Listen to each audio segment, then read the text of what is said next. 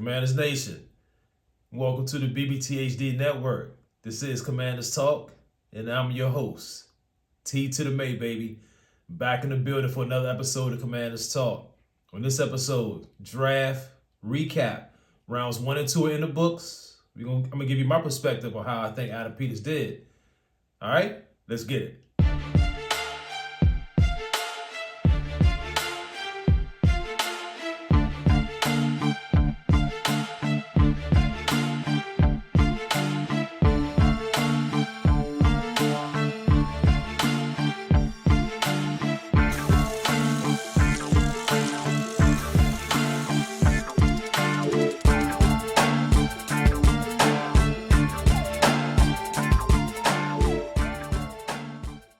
All right, Nation, let's get into it. With the 29th pick of the 2025 NFL Draft, the Washington Commanders select Josh Conerly Jr., offensive tackle, Oregon. Man, I love this pick. I said it during last season. AP main goal for this upcoming season would have to be protect 5 at all costs. He's doing just that. How, you ask? By building up the O-line. I mean, he brought in Laremy Tunsil, which actually strengthens 2 positions on the O-line, not just one. You got to win games in the trenches. So if you want to beat Philly, you have to beat them in the trenches, period. You have to protect 5. Give them time in the pocket. You can't have them running around for what's life in the backfield. You can't have that. So you got to give him time. You got to give him time, a nice clean pocket to give him time to go through his progressions and make good decisions. If you're running around in the backfield, you can be making bad decisions, interceptions, and that kind of stuff. You can't have it. You have to protect 5 at all costs. AP is doing a great job of that so far. So I love this pick. Mel Kiper ranked Conerly 5th amongst old tackles in the draft. NFL analyst Bucky Brooks ranked him 5th as well. Todd McShay said this is probably the best offensive tackle prospect in the draft, ranked him number 1. Charles Davis says Conerly could be the steal of the draft. So, again, I love this pick. To get him at number 29, man, that's a great pick. That's a great deal. That's a great pick. A lot of fans are upset about the pick. I'm not sure why.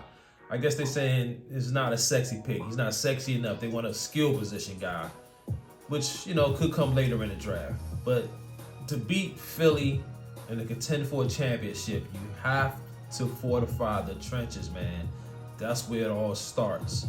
You have to give 5 enough time to be the star that he can possibly be, right? So you can never have too much talent on the O-line.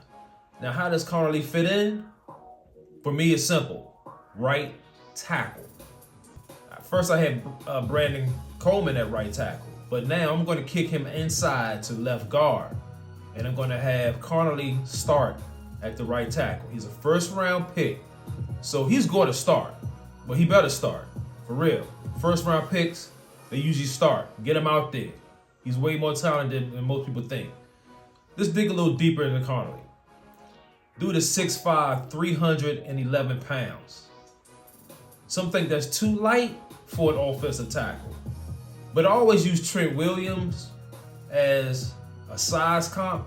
Trent Williams usually he usually plays around 320. He's 6'5", plays around 320. So Conerly at 311, he's a little lighter, sure, but he has time to put on a little bit of weight, a little bit of muscle, a little bit of mass. I'm not too worried about that. I think he'll be fine. So let's check out his measurables. Conerly arms is 33.5 inches. Hands, 10 3/8 inches. Prospect grade, 6.36. Production score, 78. Athleticism score, 82. Total score of 80. Combine results. His 40 time was 5 seconds. For a dude that size, that's pretty good. That's pretty good, man. I mean, he actually played, if you look at some of his tape, he actually carried the ball a couple times and he caught a couple passes. Hey, look, we need stuff like that, for real. You can't beat that. His vertical jump is 34.5 inches, and his broad jump is 8 feet 7 inches. Very athletic. In 2024, Connolly was third team Associated Press All-American, first team All-Big Ten. He was a finalist for the Joe Moore Award. That's the nation's top offensive lineman award. He started all 14 games at left tackle. Some of his strengths showed vast improvement, so he improved every game.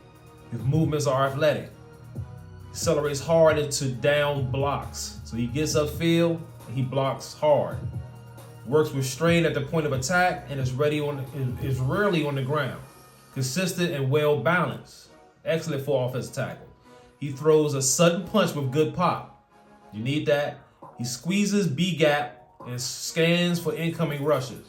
So he knows how to pick up the blitzes. That's great. Some of his weaknesses: he lacks pace to collect the linebacker on workup blocks. He needs to improve his play and strength and play bigger. He oversets in pass protections.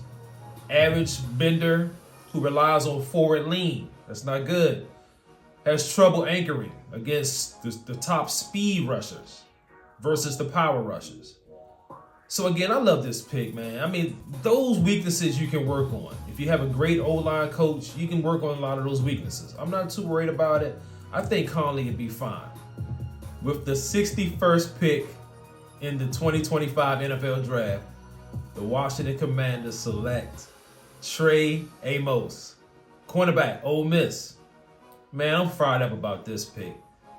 Amos is a big, fast, physical corner. I'm not going to say lockdown, but that's a strong word. There's not many lockdown corners in the game today, let's be real. Amos is 6'1", 195 pounds, big and physical, and he's a good tackler. First team All-SEC cornerback, who led the team with 13 pass breakups. Amos recorded 122 tackles and 3 interceptions at his time at Ole Miss. He's a long press corner who can play zone as well. He can disrupt and release the plays with good short area movement and man coverage. All right, Amos is ranked 4th among cornerbacks in the draft. He can play press man or zone. Big, athletic, physical, fast corner. That's what we need. That's what we need in this Joe Wicks defense. That's exactly what we need. His hands 9-inch, wingspan 77 3/8 inches, vertical 32.5. His arms 31 1/4 inches, 40 time 4.4. Fast. Tackling, he got a score of 82%. Run defense 84%. Coverage 90%. Zone coverage 84%. Man versus press coverage 86%. Some of his strengths: nasty press man technique. Shows exceptional awareness in contested situations. Explosive plant and drive ability. Great tackler. Great recovery speed. Elite ball skills. Great against vertical routes. All right. Now, some of his weaknesses: too handsy. We've seen that a lot with Benjamin St-Juste. Way too handsy. Way too handsy. Shows occasional freeze frame moments. So he kind of looking at the backfield, gets stuck, loses his man. Tackling techniques. He's a good tackler, but his techniques need work. Gets caught flat-footed a lot and over-aggressive, which is, I don't know, that's not a bad thing. Being over-aggressive in certain situations is okay. A lot of these things are coachable. Overall grade 86.2. How does he fit in? For me, day one starter. You put him on the opposite side of Lattimore with Sanders Steele, Mikey at nickel. I'm telling you, man, those three, that for the cornerback room, I'm really happy with that. Really happy with it, man. Amos comps are Kamari Lassiter. I take that no doubt. I love this pick. AP is doing his thing so far in the draft. It feels good to have a competent GM at Commanders Park who knows what he's doing, has a plan, and he's sticking to it. I love it. Let's go. All right, nation. That's the end of this episode. Stay tuned for my other draft recap episodes, which will be coming soon. I appreciate y'all chiming in. Please get in that comment section. Let me know how you feel about these first 2 draft picks, round 1 and 2. Bang that like button, bang the notification bell, subscribe, and please donate to the machine. If you made it to the end of this episode, I owe you a drink, baby.